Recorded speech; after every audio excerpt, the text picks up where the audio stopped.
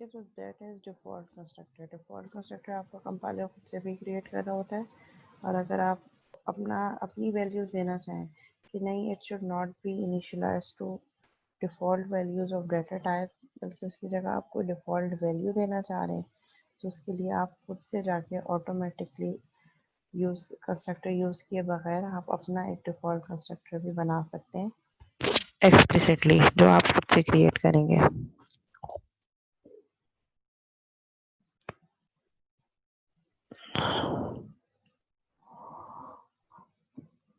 ये एक एग्जांपल मैंने आपको करवाई है, एक एग्जांपल ये यहाँ पे, ठीक है। यहाँ पे क्या है हमारे पास,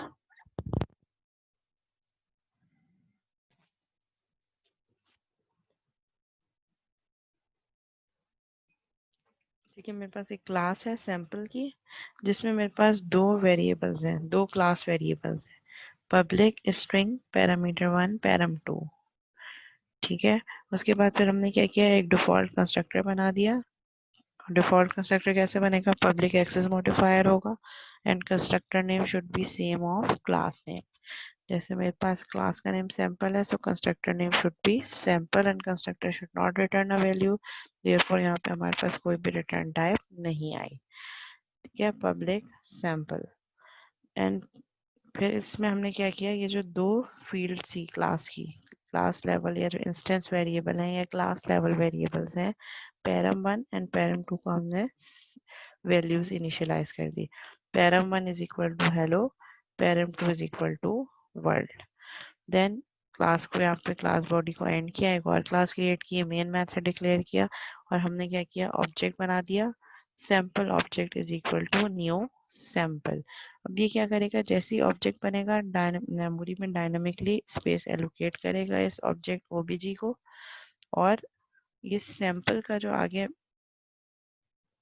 ये वाला जो सैम्पल है, ये क्या करेगा, ये कॉल करेगा इस कंस्ट्रक्टर को। तो ये कहाँ चला जाएगा, यहाँ सैम्पल, और पैरम 1 की वैल्यू हेलो कर देगा मेमोरी में जाके ऑब्जेक्ट के लिए, इस ऑब्जेक्ट के लिए, और पैरम 2 की वैल्यू वर्ल्ड कर देगा और फिर वापस आ जाएगा। Once object of class created automatically constructor will be called। जैसे आप ऑब्जेक्ट क्रिएट करेंगे ऑटोमेटिकली सबसे पहले कंस्ट्रक्टर कॉल होगा, जो इन वैल्यूज को जाके मेमोरी में इस ओबीजी के लिए सेट कर देगा। अब हम क्या करेंगे, कंसोल डॉट राइट लाइन पे देखेंगे कि ओबीजी के लिए पैरम 1 की वैल्यू क्या है एंड ओबीजी के लिए पैरम 2 की वैल्यू क्या है। तो ये हमें क्या प्रिंट कर देगा, हेलो वर्ल्ड। एक एग्जाम्पल मैंने कराई थी प्रैक्टिकल एग्जाम्पल, एक एग्जाम्पल आपकी ये स्लाइड में गिवन है।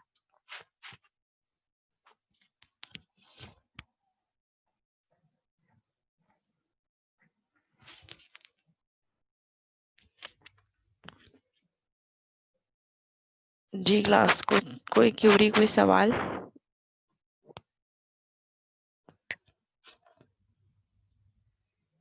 कोई कंफ्यूजन है तो पूछ लें आप लोग। अच्छा, ब्रेक के बाद एक क्विज भी होगा।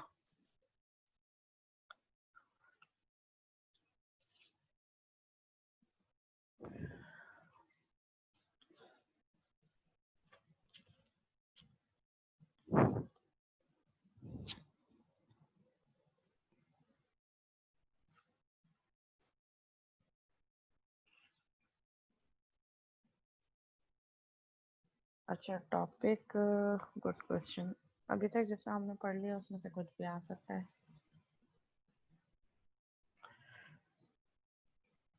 प्रॉपर्टीज और गेटर सेटर का जो है वो ज्यादा है।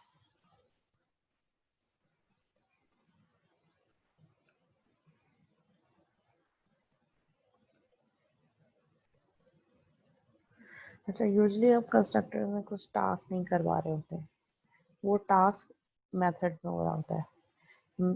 For any task method are used and constructors are used just for initialisation of value, और जो क्लास के लेवल वेरिएबल्स हैं उनको एलएमएस पे अपलोड करेंगे।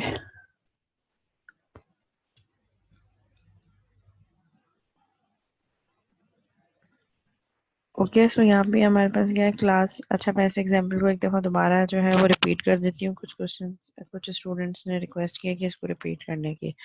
ठीक है, सो यहाँ पे हम डिफ़ॉल्ट कंस्ट्रक्टर एक्सप्लेन करेंगे। डिफ़ॉल्ट कंस्ट्रक्टर क्या होता है? डिफ़ॉल्ट कंस्ट्रक्टर आपकी क्लास के वेरिएबल्स को किसी न किसी डिफ़ॉल्ट वैल्यूज़ पे सेट करने के लिए यूज़ होता है।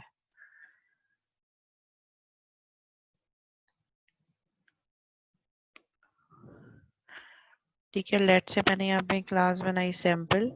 Public string param one and param two are class level variables, जो इंस्टेंस वेरिएबल्स हैं जिनको हम फील्ड्स भी कह रहे हैं, क्लास के एट्रीब्यूट भी कह रहे हैं। जैसे मैंने वहाँ पे मोबाइल के लिए उसका नेम, मॉडल, टाइप और कलर रखा था, इसी तरह यहाँ पे सैम्पल की क्लास के अंदर दो पैरामीटर्स हैं, दोनों की डाटा टाइप स्ट्रिंग है और नाम क्या है? Param one and param two. Then we have default constructor, जो हमने डिफॉल्ट कंस्ट्रक्टर के जो कैरेक्टरिस्टिक्स हैं उन कैरेक्टरिस्टिक्स को यूज करने के लिए हमने यहाँ पे यूज किया है। So public is an access modifier and sample is the name of constructor which should be same of class. तो class का नाम sample है, इसीलिए constructor का नाम भी हमने sample रखा है। और हम constructor को कह रहे हैं कि these are special purpose methods. So हमने यहाँ पे brackets भी use कर दिए so that we can utilize it as a special method. और इस constructor की body के अंदर हमने क्या किया है? ये जो class level variables हैं इनकी values को एक अपनी मर्जी की values पे set करवा दिया। पैरम1 को हेलो एंड पैरम2 को वर्ल्ड, क्योंकि डाटा टाइप स्ट्रिंग है इसीलिए हमने स्ट्रिंग वैल्यूज दी। देन इस कंस्ट्रक्टर की बॉडी को क्लोज किया, क्लास की बॉडी को क्लोज किया। देन मैंने एक और क्लास क्रिएट की, क्लास की बॉडी के अंदर एक मेन मेथड बनाया क्योंकि एंट्री हमेशा मेन मेथड से होती है आपकी। और इस मेन मेथड की बॉडी के अंदर मैंने क्या किया? इस क्लास का ऑब्जेक्ट बना दिया, sample obj is equal to new sample. तो ये वाला जो काम है ये क्या कर रहा है? ये इसको ऑटोमेटिकली आपका कंस्ट्रक्टर कॉल हो जाएगा, यहाँ पे आ जाएगा। जैसे हम सैम्पल कंस्ट्रक्टर को कह रहे हैं कि these are like special purpose method, so ये मेथड की तरह ही कॉल होगा। जैसे ये राउंड ब्रैकेट है, जैसे सैंपल आए इस सैंपल के कंस्ट्रक्टर को कॉल कर देगा। ओबीजी के लिए पैरम1 की वैल्यू मेमोरी में हेलो रख देगा और पैरम2 की वैल्यू वर्ल्ड रख देगा। ये काम कर देगा मेमोरी लेवल पे यहाँ तक इस स्टेटमेंट के बाद। एंड देन हमारे पास क्या होगा? फिर मैंने कंसोल डॉट राइट लाइन पे इन दोनों वेरिएबल्स को प्रिंट करवा दिया with the name of object. ठीक है, तो param one OBJ dot param one and OBJ dot param two. तो ये ओबीजी यानी कि मेमोरी में जाएगा। रेफरेंस के लिए ओबीजी देखेगा कि ओबीजी मेमोरी में कहाँ स्टोर है। जहाँ ओबीजी स्टोर होगा वहां पे जाके देखेगा कि ओबीजी के लिए पैरम1 की वैल्यू क्या है। सो ओबीजी के लिए पैरम1 की वैल्यू हेलो थी, स्क्रीन पे प्रिंट हो जाएगा हेलो। फिर नेक्स्ट लाइन पे मेमोरी को रेफर करेगा ओबीजी डॉट पैरम2, मेमोरी में जाके देखेगा ऑब्जेक्ट के लिए, ओबीजी के ऑब्जेक्ट के लिए पैरम2 की वैल्यू क्या है? वर्ल्ड। वर्ल्ड प्रिंट कर देगा। इसी तरह आप एक और ऑब्जेक्ट बनाएंगे, वो ऑब्जेक्ट भी क्या करेगा? वैल्यूज क्या रख रहा होगा? हेलो वर्ल्ड, जो कि डिफॉल्ट वैल्यूज है।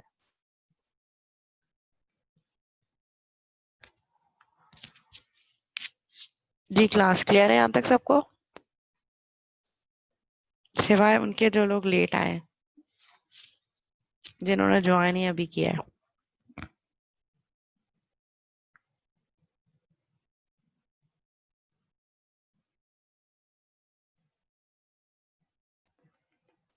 अच्छा, यहाँ पे कुछ क्वेश्चन है।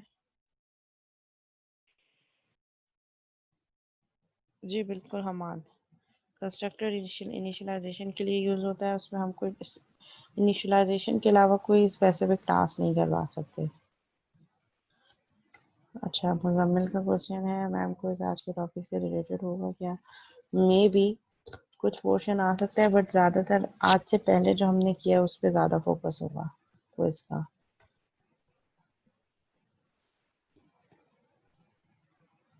अच्छा, फिर अब्दुल्ला का क्यूरी है, मैम अगर हम एट्रीब्यूट्स में डिफ़ॉल्ट वैल्यू सेट करवाएंगे तो ऑब्जेक्ट में कॉल होगी।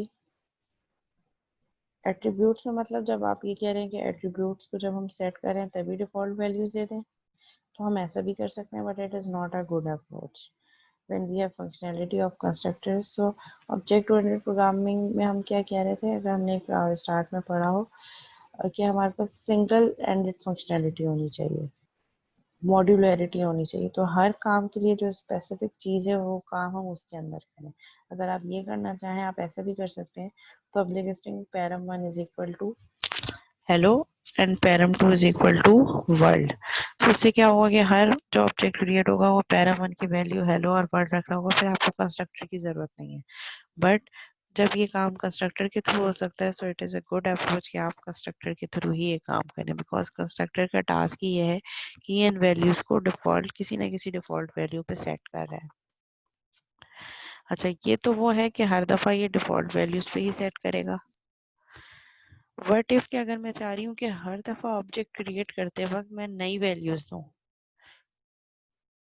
क्योंकि अब हम क्या करें, हम बार बार, अगर मेरे पास बहुत ज्यादा फील्ड्स हैं, ये तो दो हैं, लेट्स से अगर क्लास में मेरे पास 5 या 5 से ज़्यादा क्लास लेवल वेरिएबल्स हैं, तो मुझे क्या करना पड़ेगा, मुझे जाके क्या करना पड़ेगा, मुझे हर वैल्यूज को जब अपडेट करना पड़ेगा तो m1 dot name is equal to this, m1 dot colour is equal, बार बार वो चीज़ें रिपीट करनी पड़ेंगी। सो उससे बेटर ये नहीं है कि जब मैं ऑब्जेक्ट क्रिएट करूँ, हर दफ़ा ऑब्जेक्ट क्रिएट करते वक्त मैं नई वैल्यूज पास करती चली जाऊँ। सो दैट मेरे पास जो ये वाला काम है,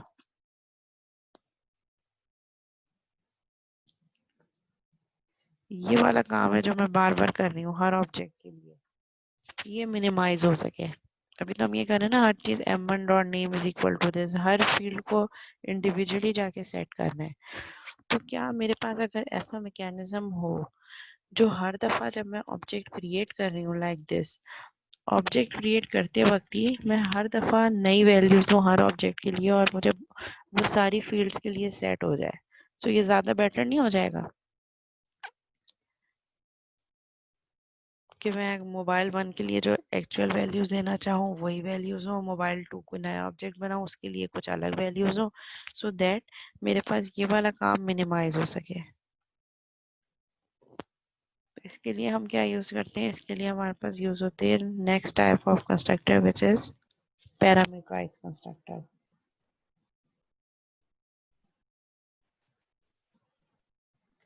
Here we have another type of constructor। एक टाइप हमने कंस्ट्रक्टर की देखी डिफॉल्ट कंस्ट्रक्टर, उसको काफी डिटेल में हमने जाके इम्प्लीमेंट किया। The next type of constructor is parameterized constructor।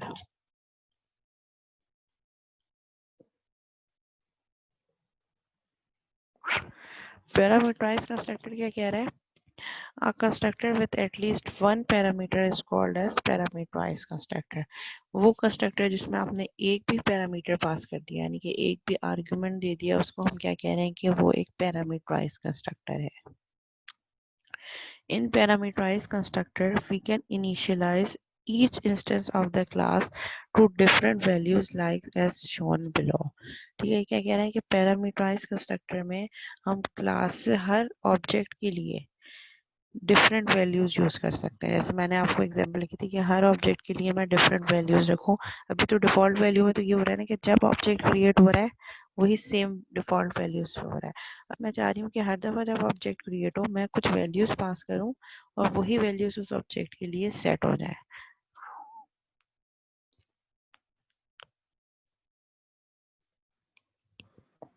ठीक है, वही उसी एग्जाम्पल को उन्होंने फर्दर क्या किया, आगे कैरी ऑन किया डिफॉल्ट कंस्ट्रक्टर के लिए, और सॉरी पैरामीटराइज कंस्ट्रक्टर के लिए। यहाँ पे क्या हो रहा है, मेरे पास क्लास जरा स्टार्ट से ही सिंक रहने की कोशिश कीजिएगा। क्लास सैंपल की है, वही दो फील्ड्स हैं, पैरम 1 एंड पैरम 2। अब हमने क्या कर दिया, डिफॉल्ट कंस्ट्रक्टर बनाने की बजाय हमने पैरामीटराइज कंस्ट्रक्टर बना दिया। पैरामीटराइज कंस्ट्रक्टर बनाने का तरीका, मेथड वही सेम है, public access modifier, then name of constructor which should be same of class, class का नाम भी सैंपल है, कंस्ट्रक्टर का नाम भी सैंपल है। अब जैसे हम मेथड में वैल्यू पास करते थे, अगर आपको याद हो, जब हम मेथड्स में आर्ग्यूमेंट पास करते थे, इसी तरह हम कंस्ट्रक्टर में आर्ग्यूमेंट पास करेंगे। और इस सैंपल में मैंने दो आर्ग्यूमेंट दे दिए कि ये constructor, this constructor would take 2 parameters as an argument, और वो दो पैरामीटर किस टाइप के होंगे, स्ट्रिंग, क्योंकि मेरे पास जो डाटा टाइप है वो स्ट्रिंग है इन दोनों फील्ड्स के लिए। सो मैंने क्या कह दिया, public sample string x comma string y. These are name of local variables. X and y are name of local variables. दो वेरिएबल्स ले लिए स्ट्रिंग x स्ट्रिंग y और इस कंस्ट्रक्टर की बॉडी में मैंने क्या किया कि पैरम वन की वैल्यू वो कर दो जो यूजर फर्स्ट वैल्यू पास करेगा जो x इस लोकल वेरिएबल x में स्टोर होगी और पैरम टू की वैल्यू क्या कर दो जो यूजर सेकंड वैल्यू पास करेगा जो इस लोकल वेरिएबल y में होगी। तो हमारे पास इज इक्वल टू की असाइनमेंट क्या होती है राइट टू लेफ्ट, यानी कि राइट वाली वैल्यू लेफ्ट को असाइन हो जाएगी, इसी तरह राइट वाली वैल्यू लेफ्ट को असाइन हो जाएगी, यानी कि x की वैल्यू पैरम वन को असाइन हो जाएगी, y की वैल्यू पैरम टू को असाइन हो जाएगी। अब जब हम मेन मेथड के अंदर ऑब्जेक्ट क्रिएट करेंगे sample object is equal to new sample, अब हम क्या करेंगे ऑब्जेक्ट क्रिएट करते वक्त ही दो वैल्यूज पास कर देंगे और वो दोनों वैल्यूज स्ट्रिंग होनी चाहिए। ठीक है, डबल कोट के अंदर मैंने दो वैल्यूज पास की, तो ये क्या करेगा फौरन ही कंस्ट्रक्टर को बिल्कुल जैसे हम मेथड कॉल करते हैं वैसी मेथड कॉल करेगा। ये सैंपल दो आर्ग्यूमेंट्स ले रहा है, दोनों स्ट्रिंग है, ये यहाँ चला जाएगा।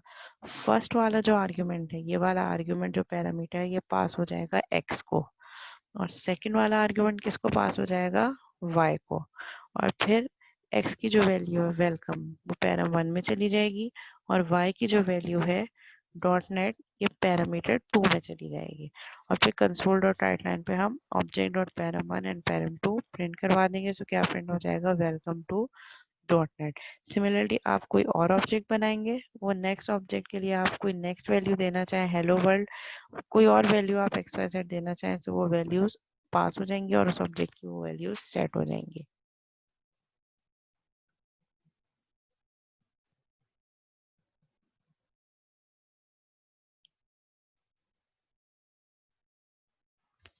जी बात है, क्या क्वेश्चन है आपका? ये वेलकम की वैल्यू जो है स्ट्रिंग एक्स किस तरह जाएगी, उसको किस तरह असाइन होगी? थोड़ा सा आहिस्ता बोलो, बहुत ज्यादा डिस्टर्बेंस है। मैं बोल रहा हूँ कि स्ट्रिंग एक्स की वेलकम की जो वैल्यू है वो एक्स में किस तरह स्टोर होगी? चैट में क्वेश्चन पूछ लो, समझ नहीं आ रहा। स्ट्रिंग एक्स की जो वैल्यू है आगे क्या कह रहे हैं आप, कैसे पास होगी? जो वेलकम की जो वैल्यू है वो स्ट्रिंग एक्स में किस तरह स्टोर होगी? अच्छा ठीक है, गॉट इट। यहाँ पे हमारे पास ये है कि कंस्ट्रक्टर्स बिल्कुल वैसे ही काम कर रहे होते हैं जैसे मेथड काम कर रहे होते हैं। तो हम मेथड में वैल्यू कैसे पास करते हैं जब उस मेथड को कॉल करते हैं। तो यहाँ पे ये जो सैंपल है, सैंपल को मैंने दो वैल्यूज पास की वेलकम एंड डॉट नेट। तो ये क्या करेगा इस सैंपल के मेथड को कॉल कर देगा, तो मेरा प्रोग्राम का कंट्रोल यहाँ से कहाँ चला जाएगा, यहाँ पे। तो ये जो फर्स्ट वैल्यू है ये x को पास हो जाएगी और सेकंड वैल्यू y को। जैसे सिंपल हम मेथड कॉल करते हैं, तो मेथड में जब वैल्यू पास करते हैं तो वो वैल्यू कैसे जाती है, जब मेथड कॉल होता है तो जो आर्ग्यूमेंट्स होते हैं वो मेथड की बॉडी में पास चले जाते हैं। तो यहाँ पे जैसे मैंने सैंपल के आगे दो वैल्यूज पास की, तो ये देखेगा कि मेरी क्लास में जिस क्लास का मैंने ऑब्जेक्ट बनाया है इसमें इस नाम का कोई कंस्ट्रक्टर है जो दो आर्ग्यूमेंट्स ले रहा है। तो ये यहाँ जाएगा क्लास में देखेगा सैंपल नाम का एक कंस्ट्रक्टर है जो दो आर्ग्यूमेंट्स ले रहा है। तो ये जो फर्स्ट आर्ग्यूमेंट है ये x को पास कर देगा और सेकंड आर्ग्यूमेंट y को पास कर देगा और फिर इसकी बॉडी में आएगा, जो x की वैल्यू है वेलकम वो पैरामीटर वन को पास हो जाएगी और जो y की वैल्यू है डॉट नेट वो कहाँ पास हो जाएगी पैरम टू को। सो यहाँ से वैल्यूज x और y में स्टोर होंगी और इस कंस्ट्रक्टर की बॉडी के थ्रू x और y की value parameter one and parameter two में जो है वो अकॉर्डिंगली स्टोर हो जाएगी। जी, और भी किसी ने हैंड रेज किया था? हमजा आपने हैंड रेज किया था? काइंडली और भी अगर किसी को कोई क्यूरी है तो वो हैंड रेज करके कि अपनी क्यूरी पूछ सकते हैं।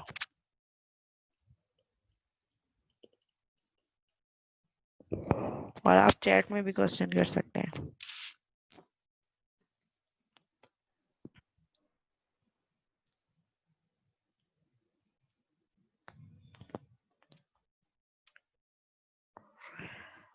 जी, वैल्यूज जो है एज अ पैरामीटर पास होंगी इस कंस्ट्रक्टर में x और y में एज अ आर्गुमेंट।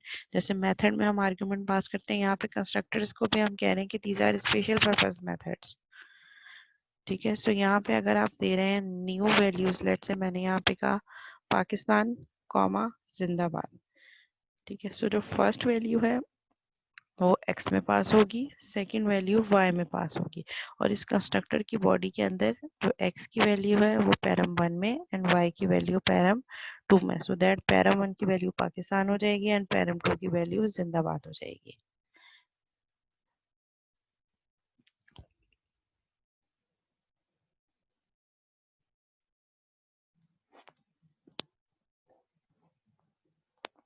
अच्छा, ऐसा ना आपने जो क्वेश्चन किया है मैम ऑब्जेक्ट डॉट एक्स भी लिख सकते हैं, वो आप यहाँ पूछ रहे हैं प्रिंट करवाते वक्त object dot x, so object dot x जो है वो यहाँ पे विजिबल नहीं होगा क्योंकि x और y इस कंस्ट्रक्टर के अपने लोकल वेरिएबल्स हैं। इस x और y का स्कोप कहाँ है? इस कंस्ट्रक्टर की बॉडी के अंदर। जबकि ये ऑब्जेक्ट क्या यूज कर सकता है, जो हमने इस क्लास सैंपल का ऑब्जेक्ट बनाया इसके लिए पैरम 1 और पैरम 2 एक्सेसिबल है। सो हमने इसीलिए x और y की वैल्यू पैरम 1 और पैरम 2 में स्टोर करवाई है।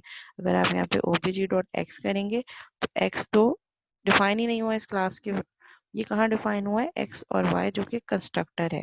और लोकल वेरिएबल्स का स्कोप, ये जो हम मेथड्स के वेरिएबल्स बनाते हैं, ये तो आपने पीएफ में भी पढ़ा होगा कि लोकल वेरिएबल्स का स्कोप कहाँ होता है, उनकी लाइफ लाइन कहाँ होती है?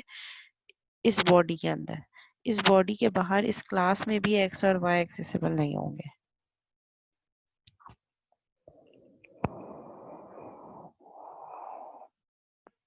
अच्छा, अगर कंस्ट्रक्टर के साथ स्टैटिक लगा दोगे तो इस क्लास का ऑब्जेक्ट ही नहीं बन सकेगा।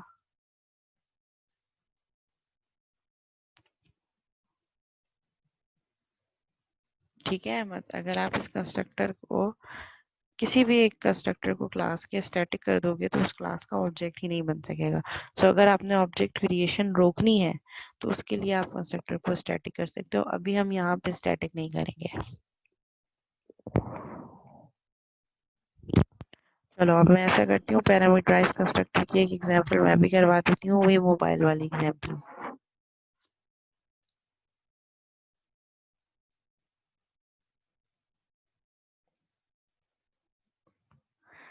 ठीक है, यहाँ पे मेरे पास क्लास है।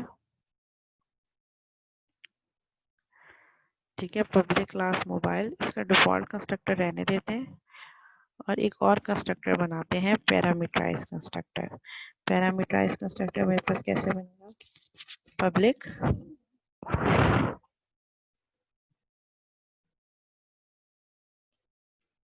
अच्छा, अब यहाँ पे मैंने क्या किया, एक डिफॉल्ट कंस्ट्रक्टर बनाया। अब मैं क्या बना रही हूँ? Parameterize constructor.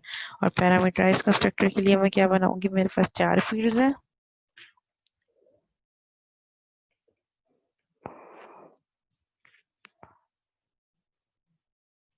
String n comma string model, n is for name रख दिया मैंने, m इज फॉर मॉडल,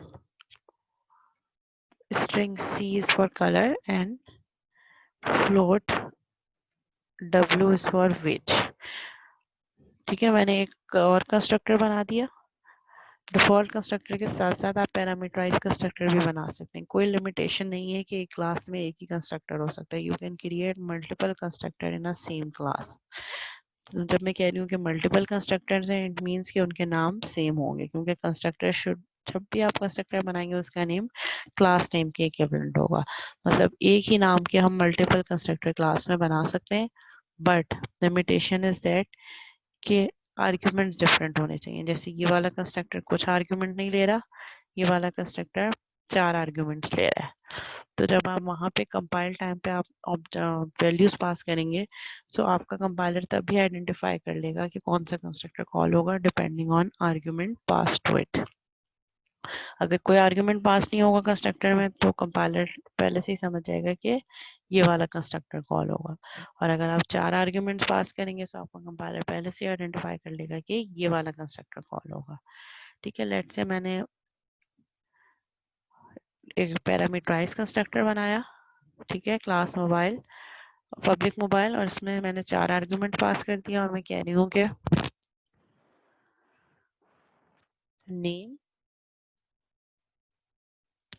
यानी जो क्लास लेवल वेरिएबल है नेम, उसकी वैल्यू क्या हो जाए n, यानी कि यूजर जो वैल्यू पास करे वो वैल्यू कहाँ जाए, n में, और n के थ्रू नेम में स्टोर हो जाए। फिर मॉडल की वैल्यू मेरे पास क्या हो जाए, m, यानी कि यूजर जो वैल्यू पास करे वो m में स्टोर हो और m के थ्रू मॉडल में स्टोर हो जाए। Then color is equal to c and weight is equal to w। ये चारों क्या है मेरे पास, name, model, color and weight, these are class level variables। ये जो मैंने ये डिफाइन किया है, name, model, colour and weight, class की, मोबाइल की क्लास के अंदर एक डिफॉल्ट कंस्ट्रक्टर बना दिया जो सारी फील्ड्स को डिफॉल्ट पे सेट कर रहा है, और एक पैरामीटराइज कंस्ट्रक्टर बना दिया कि जब ऑब्जेक्ट क्रिएट करते वक्त अगर यूजर 4 वैल्यूज पास कर रहा है तो उन 4 वैल्यूज को क्लास लेवल वेरिएबल्स में सेट कर देगा। ठीक है, तो हम यहाँ पे क्या करते हैं, एक और ऑब्जेक्ट बना लेते हैं।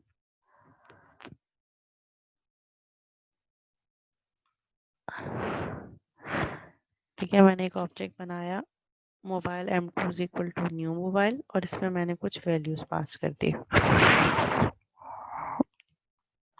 ठीक है, Huawei name of mobile,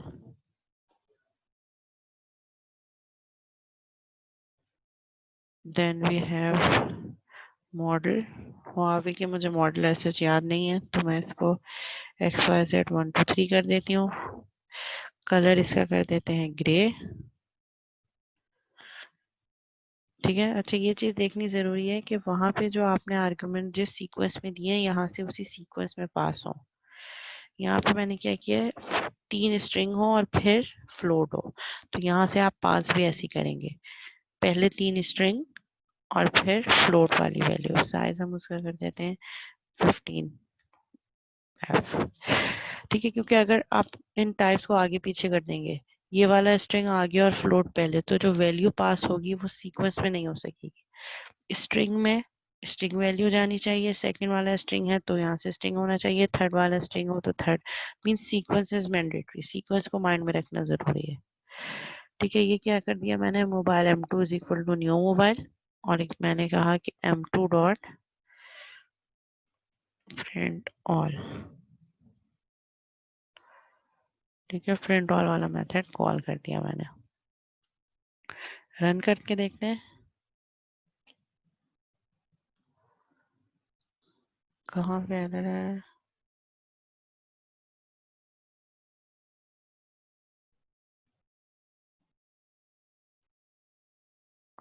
oops,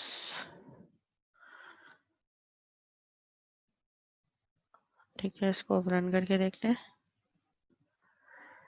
ठीक है, फर्स्ट ऑब्जेक्ट जो मैंने नोकिया बनाया था उसके लिए पहले उसने डिफॉल्ट वैल्यू सेट करी, फिर मैंने उस पर एक्सप्लिसिटली जाके वैल्यूज अपडेट की, वो अपडेटेड वैल्यूज, और जो पैरामीटराइज कंस्ट्रक्टर है उसका काम इसने यहाँ पे कर दिया।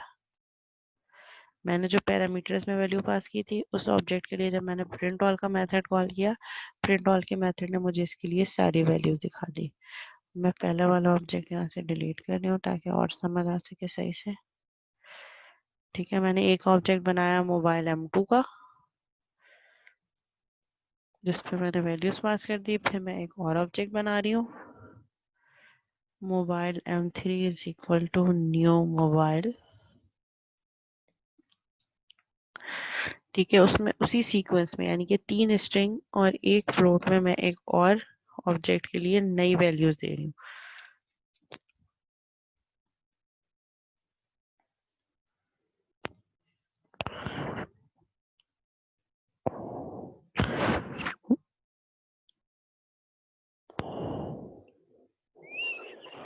मॉडल मैंने दे दिया A10।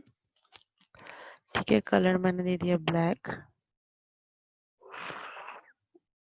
और वेट मैंने दे दिया 25 मिनट से। ठीक है, अब से मैं प्रिंट करवा रही हूँ m3 को, m3 डॉट प्रिंट ऑल। ठीक है, इसको रन कर लेते हैं। ठीक है, 2 ऑब्जेक्ट बने, दोनों ऑब्जेक्ट के लिए मैंने अलग अलग वैल्यूज दे दी। अब क्या हुआ, मुझे इससे एडवांटेज क्या हो गया कि एक ही कंस्ट्रक्टर मैंने बनाया और उस कंस्ट्रक्टर के थ्रू मैं हर ऑब्जेक्ट क्रिएट करते वक्त वैल्यू पास कर रही हूँ, सो दैट मुझे अलग से m2 dot name, m2 dot model हर ऑब्जेक्ट के लिए अलग अलग इंडिविजुअली वैल्यू सेट नहीं करनी पड़ी। मैंने क्या किया, मैंने वैल्यूज पास कर दिया एज एन आर्ग्यूमेंट। अच्छा, अब होगा क्या, जैसे ही मैंने mobile m2 is equal to new mobile किया, फर्स्ट वाला ऑब्जेक्ट, तो ये क्या करेगा, इसमें मैंने 4 आर्ग्यूमेंट पास किए हैं। सो ये देखेगा कि इस मोबाइल की क्लास में क्या कोई ऐसा कंस्ट्रक्टर है जो 4 आर्ग्यूमेंट्स ले रहा है। तो ये मोबाइल की क्लास में जाएगा, देखेगा एक कंस्ट्रक्टर मिला, बट ये कंस्ट्रक्टर कुछ आर्ग्यूमेंट नहीं ले रहा, तो ये इस कंस्ट्रक्टर को कॉल नहीं करेगा, बायपास कर देगा, आगे चला जाएगा। अब देखेगा कि ये वाला एक कंस्ट्रक्टर है मोबाइल, ये 4 आर्ग्यूमेंट ले रहा है। फिर ये चेक करेगा कि क्या ये उसी सीक्वेंस में ले रहा है जैसे वहां से पास हुई थे, 3 स्ट्रिंग और एक फ्लोट। ठीक है, फिर 1 बाय 1 जो मैंने फर्स्ट वैल्यू पास की थी हुआवे, फर्स्ट वैल्यू जो मैंने पास की थी हुआवे, ये फर्स्ट वैल्यू कहाँ चली जाएगी, वहां n में। इस n की वैल्यू क्या है, जो लोकल वेरिएबल है, इस n का स्कोप इसी बॉडी के अंदर है, सो n की वैल्यू क्या हो जाएगी, हुआवे। m की वैल्यू जो मैंने सेकंड वैल्यू वहां से पास की थी XYZ123, वो m में स्टोर हो जाएगी। कलर मैंने उसका दिया था ग्रे, वो कलर कहाँ पास हो जाएगा, c में। और वेट मैंने उसका दिया था 15, ये 15 कहाँ पास हो जाएगा मेरे पास, लास्ट वाले आर्गुमेंट में W में। वैल्यू पास हो रही है जैसे मेथड में होती थी, पीएफ में पढ़ा था ना, मेथड्स, मेथड में वैल्यू, जब मेथड कॉल होता है तो कॉल करते वक्त हम जो वैल्यूज पास करते हैं वो मेथड के आर्गुमेंट में पास होती है लोकल वेरिएबल में। यहाँ पे भी वही काम हो रहा है। पहले ही मैंने बता दिया था कि constructors are work like a method, but these are special purpose method जो यूज होते हैं आपकी वैल्यूज को इनिशियलाइज करवाने के लिए, जो क्लास लेवल वेरिएबल्स है उनको। सो ये 4 वैल्यूज पास हो गई एन, एम, सी एंड डब्ल्यू में, जो मैंने वहां से पास की थी। हुआवे, यहाँ पे क्या पास हुआ, Huawei, then XYZ, grey and 15। फिर मैंने क्या किया, इस कंस्ट्रक्टर की बॉडी में आया, ये बॉडी में आके n की वैल्यू कहाँ स्टोर कर दी, नेम में। यानी कि n की वैल्यू क्या हो गई, जो n की वैल्यू थी हुआवे, वो नेम सेट हो गया। Second XYZ123 model, colour grey, C की जो वैल्यू थी वो कहाँ चली गई, कलर में, और वेट की वैल्यू थी जो 15, वो कहाँ चली गई, वेट में। और फिर ये वापस कहाँ आएगा, जहाँ से कॉल हुआ था, जिस तरह मेथड कॉल होता है ये यहाँ पे आएगा, और यहाँ से क्या कॉल करेगा, m2 डॉट प्रिंट ऑल। ये सारी वैल्यूज किस ऑब्जेक्ट के लिए सेट हुई थी, m2 के लिए, तो इसने कॉल कर दिया m2 डॉट प्रिंट ऑल का मेथड। प्रिंट ऑल का मेथड जाएगा, जैसे ये मेथड कॉल हुआ था इसी तरह ये मेथड कॉल होगा, क्लास में जाएगा मोबाइल की, देखेगा कि प्रिंट ऑल का मेथड कहाँ है, ये रहा प्रिंट ऑल का मेथड। प्रिंट ऑल के मेथड में name, model, weight, colour print हो जाएगा। सो नेम, मॉडल, वेट और कलर जो m2 के रिस्पेक्ट से सेट हुआ था वो प्रिंट हो जाएगा। सेम यही काम दूसरे ऑब्जेक्ट के लिए हुआ है।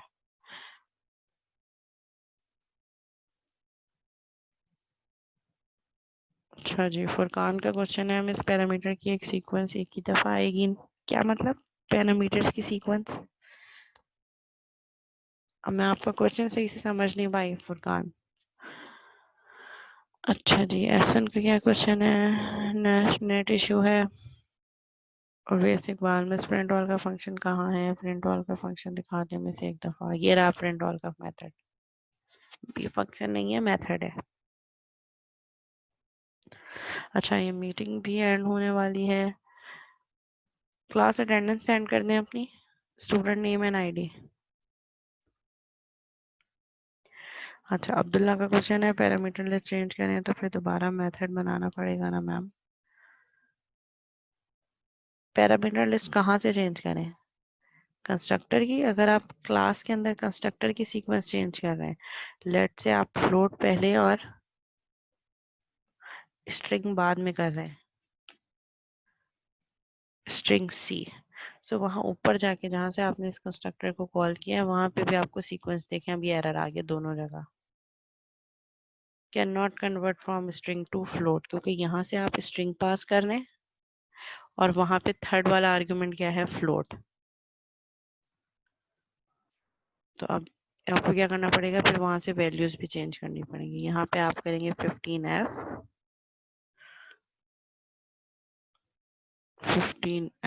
और फिर यहाँ से आप कलर पास कर दें ग्रे, यानी कि वहां पे जो आपने सीक्वेंस दी है अकॉर्डिंग टू दैट सीक्वेंस ही आप वैल्यूज पास करेंगे। ठीक है, एरर हट गया। यहाँ पे भी आपको सीक्वेंस चेंज करनी पड़ेगी। वेट आप पहले दे दें और कलर आप बाद में दे दें। एरर रिमूव हो गया, रन कर देंगे तो वही वैल्यूज आपके पास प्रिंट हो जाएंगे। हाँ, प्रिंट ऑल का मेथड तो सेम रहेगा ना, वो तो सिंपल प्रिंट करवा रहा है फील्ड्स को। वहां पे आप फील्ड आगे पीछे कर लें तो कोई फर्क नहीं पड़ेगा, क्योंकि वो तो सिंपल कंसोल्ड और राइट लाइन की स्टेटमेंट्स है।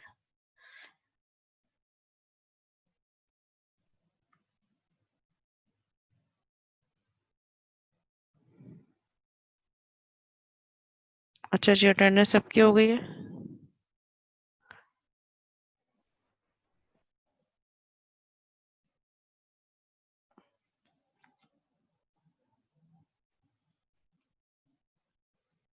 ओके, क्लास में क्यूरी है तो पूछ ले।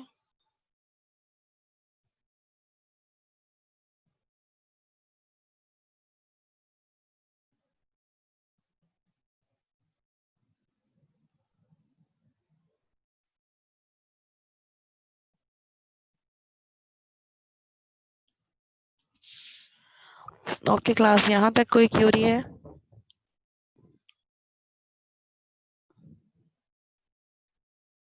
We have almost 3 minutes, तो 3 minutes में यहाँ तक अगर कोई चीज समझ नहीं आई, कोई कॉन्सेप्ट क्लियर नहीं है तो आप पूछ सकते हैं।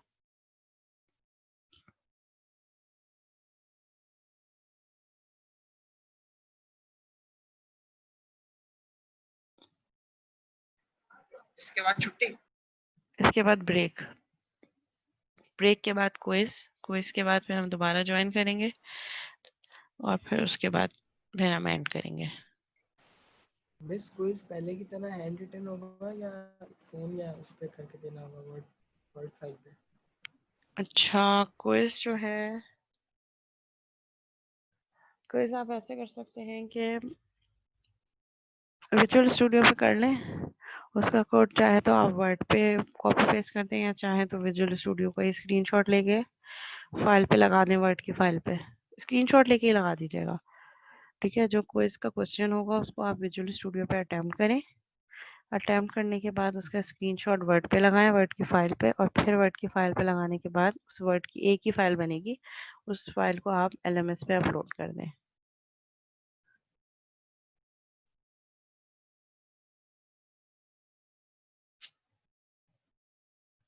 स्क्रीनशॉट कोड का ही होगा ना बेटा?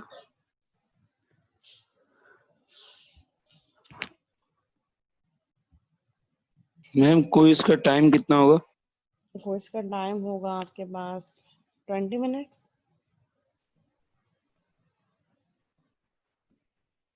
अच्छा, अगर किसी का जेन्युइन इशू है, लेट से लाइट नहीं है, ठीक है, लैपटॉप चार्ज नहीं है, या इस तरीके का इशू है, तो वो फिर हैंड रिटन कर सकते हैं,